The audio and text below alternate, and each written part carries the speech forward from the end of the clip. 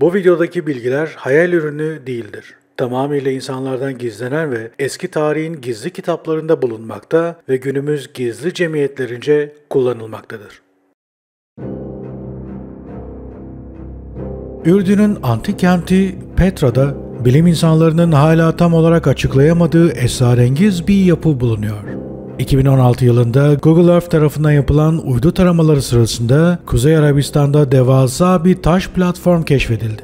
Olimpik bir yüzme havuzu büyüklüğündeki bu yapı daha önce hiçbir araştırmacının fark edemediği kadar iyi gizlenmişti.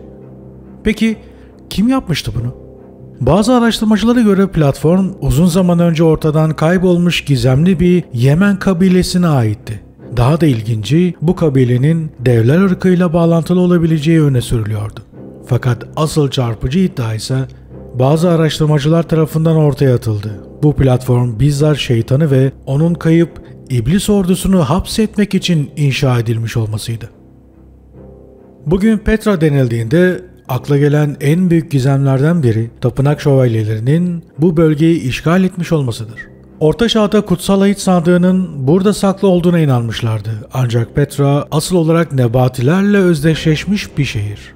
Arabistan'ın uzak bir köşesinden gelen bu göçebe topluluk, Petra'yı ve içinde barındırdığı garip yapıları inşa edenler olarak kabul ediliyor. Ancak buradaki taş platform, Petra'daki hiçbir mimari yapıya benzemiyor. Yapının keşfini gerçekleştiren arkeolog Sarah Parkak, onu ancak yüksek çözünürlüklü uydu görüntüleri, drone çekimleri ve kapsamlı arazi taramaları sayesinde belgeleyebildi. Çünkü bu devasa yapı, yer seviyesinden bakıldığında tamamen görünmez durumda. Bu platform sadece büyüklüğüyle değil, tamamen alışılagelmişin dışındaki tasarımıyla da büyük bir anomali teşkil ediyor. Petra'nın ana kentinden yalnızca 1 kilometre güneyde bulunan bu taş yapı, Nebatiler döneminden Roma dönemine kadar uzanan bir tarihe sahip. Üzerine çıkıldığında Petra'nın ana şehri açıkça görülebilirken, Petra'nın ana merkezinde durduğunuzda bu yapı gözle görülmüyor. Arkeologlar ve Sarah Parkak gibi bilim insanları bu platformun törensel bir amaç taşıdığını düşünüyor. Ancak Christopher Everard ve onun araştırma ekibi Enigma Channel çok daha sıra dışı bir teori öne sürüyor. Onlara göre bu platform şeytani varlıkları mühürlemek, hapsetmek ve onları dünyadan izole etmek için inşa edilmişti. Bu iddianın temel kaynağı ise kadim Enok kitabı. Bu noktada devreye giren çarpıcı bir teori var. Enok kitabına göre şeytan ve ordusu kıyamet gününden önce dipsiz bir çukura hapsedilecek. Everard ve ekibine göre Petra'daki bu platform tam da Enok kitabında bahsedilen o çukuru mühürlemek için inşa edilen devasa taş kapak olduğu söyleniyor. Kadim metinlerde Petra'nın kıyamet öncesi şeytanın hapsedileceği yer olabileceğine dair çarpıcı iddialar bulunur. Enigma Channel araştırmacılarından Christopher Everard, Enok kitabına dayanarak şeytanın ve onun iblis ordusunun dipsiz bir çukura hapsedileceğini öne sürüyor. Everard'a göre Enok metinlerinde cehennem bazen Tartaros olarak adlandırılıyor. Tartaros, dipsiz bir çukur olarak tarif edilir ve üzerinde devasa bir taş platform olduğu belirtilir. Bu betimleme Petra'daki gizemli taş platformun keşfiyle büyük benzerlik gösteriyor. Ayrıca Enok kitabında şu çarpıcı ifade geçiyor. Günahlarla dolu melekler, Tanrı'nın oğulları yabancı bedenlerin peşine düştü. Bunun sonucunda cezalandırıldılar ve büyük yargı günü gelene kadar zincirleri vurularak karanlık içinde bir çukura hapsedildiler. O çukurun ağzı devasa bir taşla mühürlendi. Enigma Channel'ın araştırmacıları uzun bir süre Lübnan'daki Baalbek harabelerinin bu çukur olabileceğini düşünmüşlerdi. Ancak Ürdün'deki bu devasa taş platformun keşfiyle dikkatlerini Petra'ya çevirdiler. Petra'da yaşayan Nebatiler yalnızca gelişmiş mimarileriyle değil, aynı zamanda büyü ve ruh çağırma ritüelleriyle de dikkat çekiyor.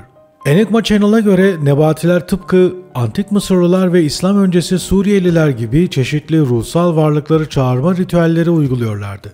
Birçok eski kültürde olduğu gibi Nebatiler de hayvan, insan melezi varlıkları tanrı ya da ruhsal varlıklar olarak tasvir etmişti. Keçi figürü Nebati inanışında önemli bir yer tutuyordu ve bu figür Hristiyan ve pagan ikonografisinde şeytanla ilişkilendirilen bir sembol haline gelmişti. İslam öncesi Arabistan'da bu döneme Cahiliye Devri adı verilirdi. Tek tanrılı inançların bölgeye yeniden yayılmasından önce keçi, ceylan ve koç gibi boynuzlu hayvanlar güç ve kudretin sembolü olarak görülürdü. Uzmanlara göre bu figürlerin zamanla şeytanın keçi başlı bir varlık olarak tasvir edilmesine yol açtığı düşünülüyor. Peki şeytanın Petra'nın altında hapsedildiği fikrini destekleyen herhangi bir somut kanıt var mı? Araştırmacı Christopher Everett ve ekibi bu soruya kesin bir yanıt veremese de hipotetik bir teori sunuyorlar. Bunun için Arap Yarımadası'nın güneyinde Yemen, Suudi Arabistan ve Birleşik Arap Emirlikleri arasındaki kayıp devler kabilesine dair iddialara bakmamız gerekiyor.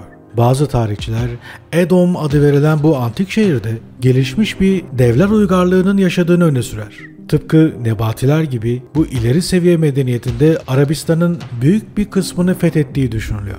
Bu devasa varlıkların izinde 1970'lerde Suriye'de bulunan çivi yazılı tabletlerden Kur'an-ı Kerim'deki bazı ayetlere kadar farklı kaynaklarda rastlandığı iddia edilir. Ancak bu devlerin gerçekten var olduğuna dair kesin bir bilimsel kanıt henüz bulunabilmiş değil. Yine de bazı araştırmacılar Edom'un devleriyle Nebatilerin aynı coğrafyadan çıkmış olabileceğini ancak farklı zaman dilimlerinde yaşamış olabileceklerini düşünüyor.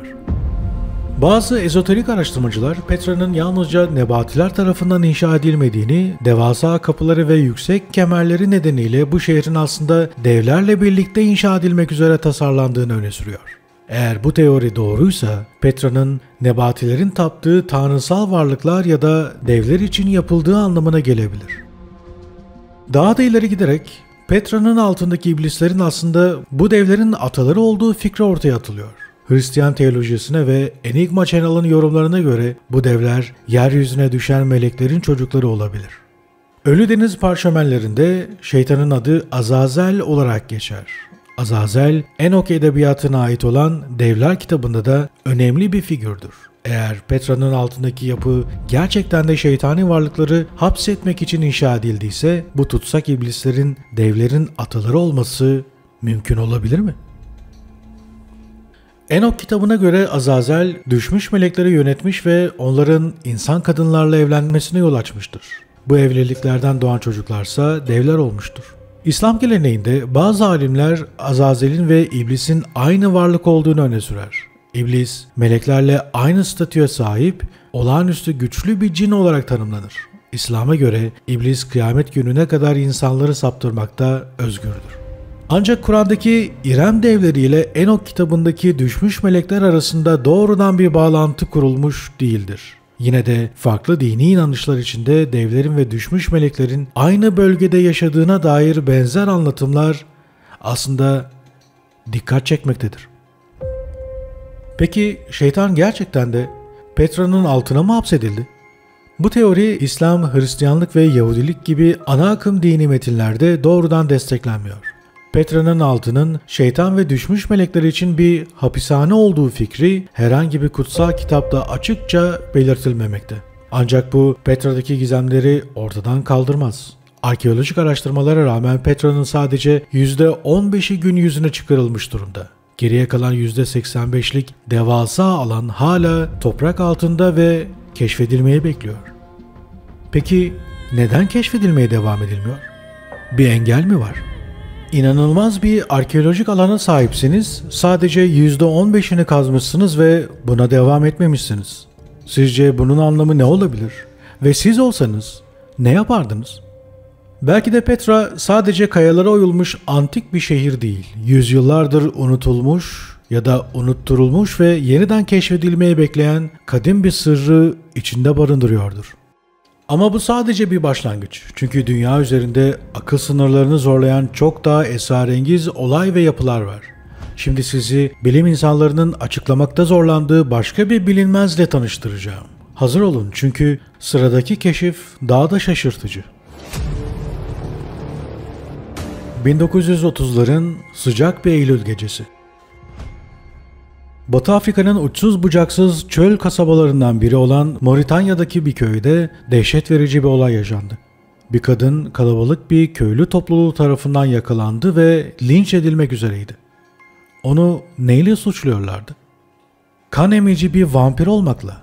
Köylüler bu kadının doğaüstü güçler kullanarak başka bir kadının kalbini vücudundan çıkardığını ve onu yediğini iddia ediyorlardı.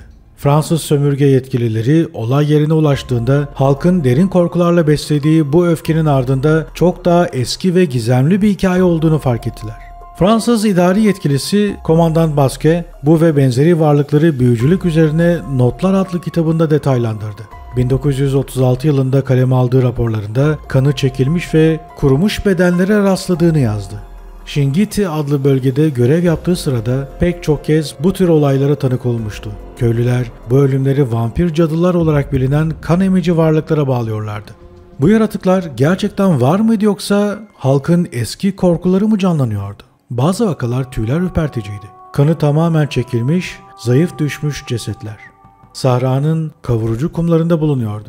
Hayatta kalan kurbanlarsa geceleri üzerlerine çöken bir varlık tarafından kandırıldıklarını, bedenlerinin gittikçe güçsüzleştiğini ve sabahları kendilerini neredeyse ölüm noktasında bulduklarını anlatıyordu. Fakat bu olaylar sadece halkın batıl inançlarına dayanıyorsa neden Fransız idareciler bile onları ciddiye alıyorlardı? Bu olaylardan birkaç yıl sonra 1945'te Fransız subayı Lieutenant François Bisley, Şingiti'de görev yaparken uzaktan kan emen varlıklar hakkında yeni raporlar yazdı. Bazı insanların doğaüstü güçlere sahip olduğu ve kurbanlarının kanını uzaktan içebildiğini iddia ediyordu. Büyü mü, bir hastalık mı yoksa bilinmeyen bir doğaüstü güç mü? Fransız yetkililer olayları bilimsel bir temele oturtmaya çalışırken halkın korkuları giderek büyüyordu. Bu korkular bazen güçsüzlerin kurban edilmesine de yol açıyordu. Özellikle köle kökenli topluluklar ve sosyal olarak dışlanmış kişiler vampir olmakla suçlanarak öldürülüyordu. Moritanya'daki vampir korkusu sadece doğaüstü olaylara değil, aynı zamanda tarih boyunca süregelen toplumsal çatışmalara da dayanıyordu. Ancak Moritanya'daki bu olaylar sadece korkutucu bir halk efsanesinden mi ibaretti yoksa Sahra Çölü'nün karanlık gecelerinde gerçekten avlanan bir şeyler mi vardı? O dönemde yaşanan paranormal vakalar vampirizmin sadece Avrupa folkloruna özgü olmadığını kanıtlar nitelikteydi. Fakat bu esrarengiz olayların kökeni çok daha eski çağlara, Mezopotamya'daki ilk vampir mitlerine kadar uzanıyordu. Vampirlerin kökeni sandığımızdan çok daha eski olabilir. Eski Mezopotamya tabletlerinde geceleri dolaşan ve insanlara musallat olan korkutucu varlıklardan bahsedilir. Bunlardan en bilineni Ekimu ve Utukku adı verilen yaratıklardır. Ekimu, gömülmeden ölmüş kişilerin ruhlarıydı. Onlar yer altına gitmek yerine yeryüzünde dolaşıyor ve yaşayanlardan yaşam enerjisi çalıyorlardı. Utukku ise mezarına gömülmüş ama unutulmuş ölülerin ruhlarıydı ve intikam almak için geri dönüyorlardı. Mezopotamya'dan ilham alan antik Yunan kültürü vampir efsanesini kendi mitlerine de taşıdı. Lamia, vampir mitolojisinin en korkunç figürlerinden biri olarak kabul edilir. Baş kısmı güzel bir kadına, alt kısmı ise yılan bedenine sahipti. Lamia'nın çocukları öldürüp kanlarını içtiği ve erkekleri baştan çıkararak onların yaşam enerjisini tükettiği anlatılırdı. Yunan efsaneleri Lamia'nın zamanla şekil değiştirebilen korkutucu bir varlık haline geldiğini söyler. Orta Doğu'nun diğer vampir efsaneleri de büyücüler ve cinlerle iç içeydi. İslam öncesi Arap kültürlerinde kadın vampirler büyü gücüyle insanları kandırıp onların kanlarını çekerdi. Yahudi mitolojisinde ise Estres adlı kadın vampirler vardı. Cinler gibi şekil değiştirebilen bu varlıklar sinagoglara girip kurbanlarını kandırarak onların kanlarını içiyordu. Bazı araştırmacılar vampir mitlerinin sadece batıl inançlar değil, toplumların ölüm, mezarlık korkusu ve tabularından doğduğunu öne sürer. Ancak gerçekten de sadece halkın kolektif korkuları mı yoksa tarihin derinliklerinde kaybolmuş bir gerçek mi? Mezopotamya'dan Yunanistan'a, Orta Doğu'dan Avrupa'ya kadar uzanan vampir mitleri bizi çok daha büyük bir soruya götürüyor. Bu yaratıklar sadece mitolojik figürler mi yoksa geçmişin gölgelerinde gizlenmiş bir gerçek mi? Gelin daha da fazlasından bahsedelim. 8. yüzyılda Yemen'in adı tüm Arap dünyasında yankı uyandıran ünlü bir şair vardı. Abdülrazak Hazardet. Bu şair karanlık sihirleri olan mistik ilgisiyle tanınırdı. Söylentilere göre 10 yıl boyunca yalnız başına Rub el-Khali'de yaşadı. Bu devasa çöl, bugün Suudi Arabistan'la Birleşik Arap Emirlikleri arasında yer alır ve kötücül ruhların yaşadığı yerler olarak bilinir.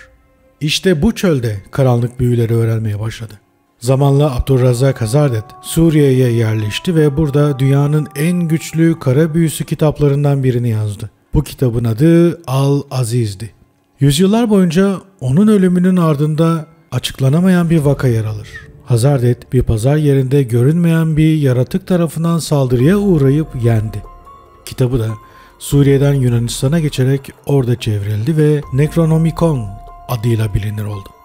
Necronomicon'un Yunan çevirisi kısa süre içinde birçok Avrupa hükümetinin dikkatini çekti. Roma'daki Vatikan dahil olmak üzere birçok devlet bu eseri edinerek sırrını öğrenmeye çalıştı. Ancak kitabı yok etmek amacıyla elde ettiler.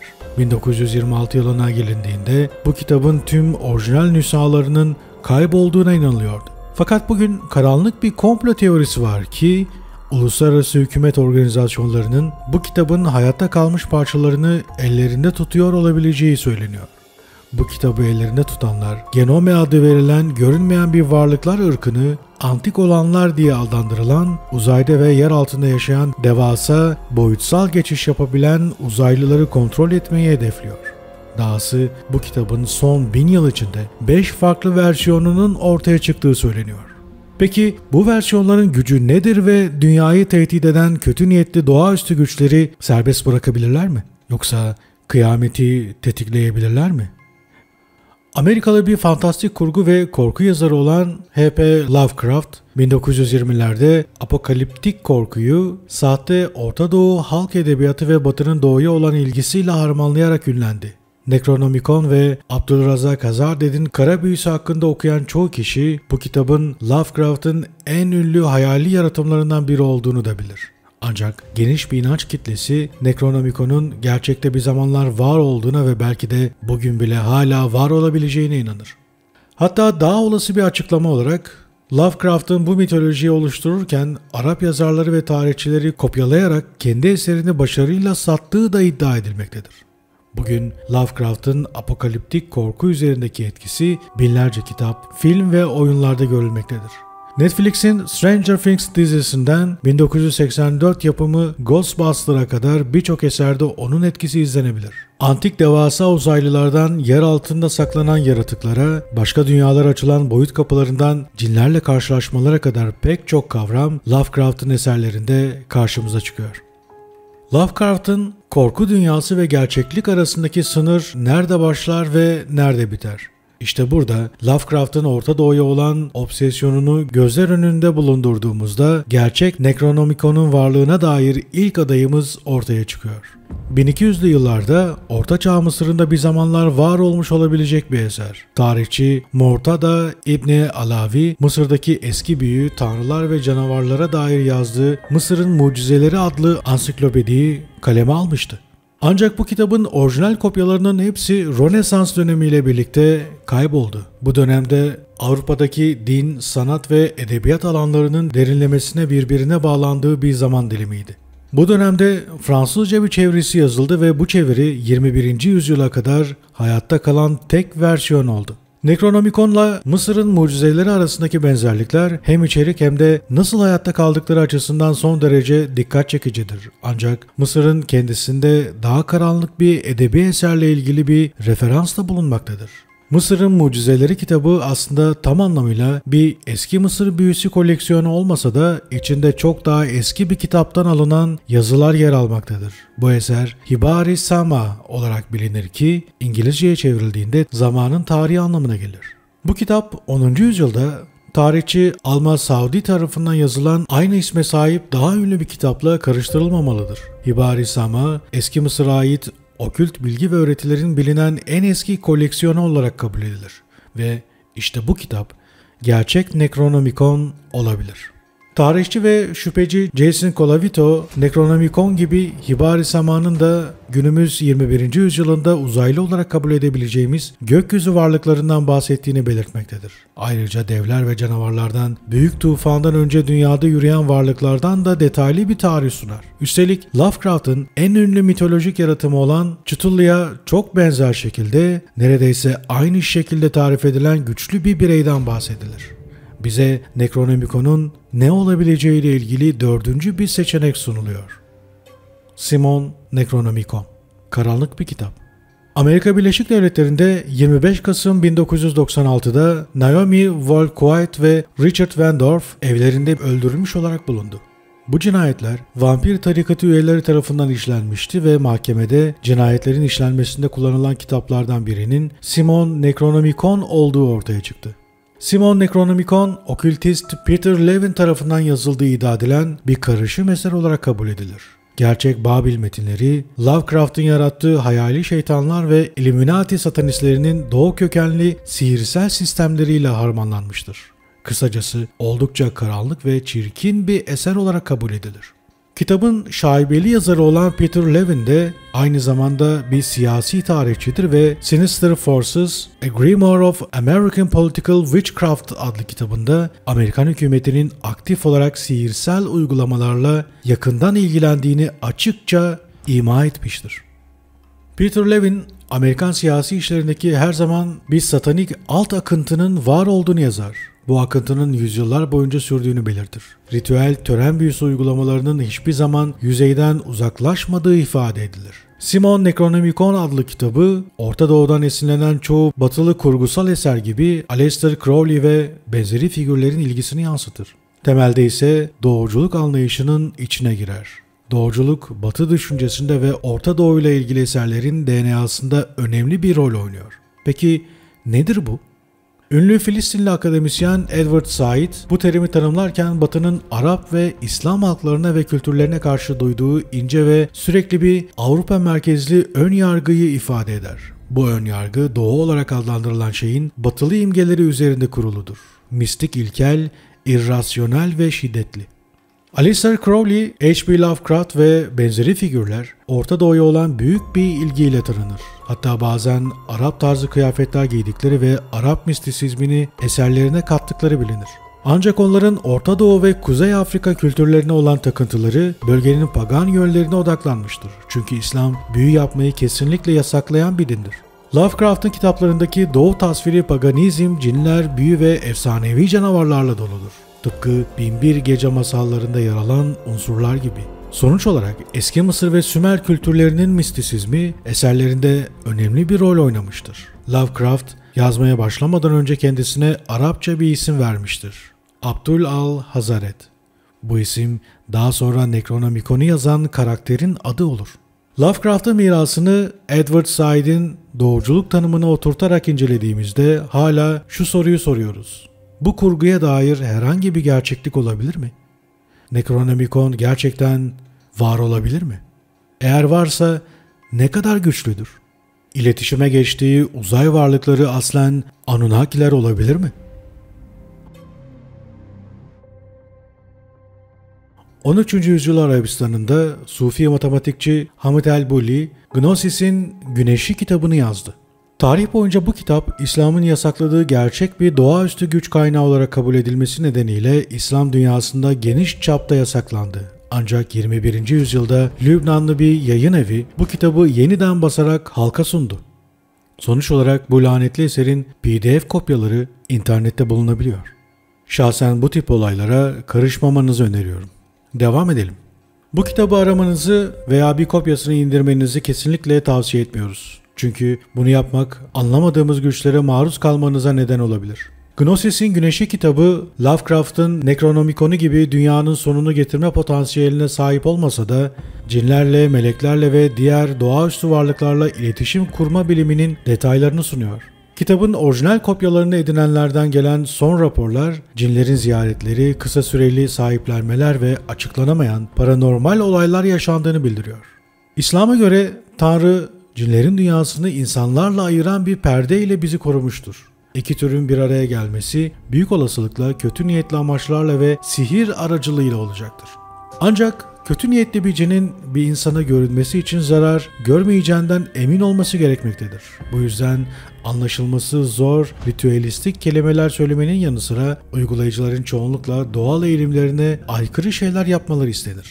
Kan içmek, Kur'an, Tevrat ya da İncil gibi kutsal kitapları kutsalsızlaştırmak gibi eylemler bunlara örnektir. Gnosis'in Güneşi kitabı bu tehlikeli sihirsel süreci güçlendirmek ve kolaylaştırmak için tasarlanmış bir araç gibi görünüyor. Bu yüzden Orta Doğu'daki Suudi Arabistan ve Birleşik Arap Emirlikleri gibi ülkeler sihir uygulamalarını suç saymıştır. Sadece kara büyüyle ilgili herhangi bir aracın bulundurulması bile tutuklanma ve idamla sonuçlanabilir. Ancak son yıllarda İran ve Katar gibi bazı ülkeler devlet düzeyinde sihir kullanmaya ve cinlerin etkisinden yararlanmaya çalışmakla suçlanmıştır.